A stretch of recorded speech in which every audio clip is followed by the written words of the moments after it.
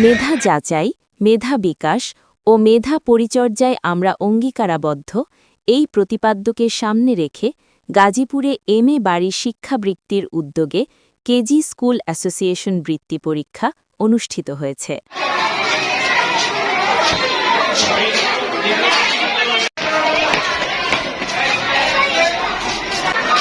গাজীপুরে প্রায় ৭,০০০ শিক্ষার্থীর অংশগ্রহণে শুক্রবার সকাল ১০টা থেকে এ পরীক্ষা অনুষ্ঠিত হয়।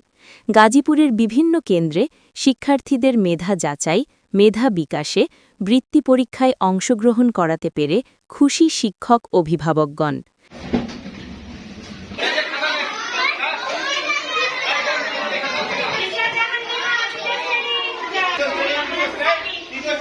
বিএনপি সরকার গঠন করলে কেজি স্কুল উন্নয়নে বিশেষ গুরুত্ব আরোপ করা হবে জানালেন স্থানীয় বিএনপির নেতৃবৃন্দ। মনোরম পরিবেশে পরীক্ষা অনুষ্ঠিত হতে বিশেষ ব্যবস্থা নেওয়া হয়েছে বলে জানালেন এই শিক্ষক।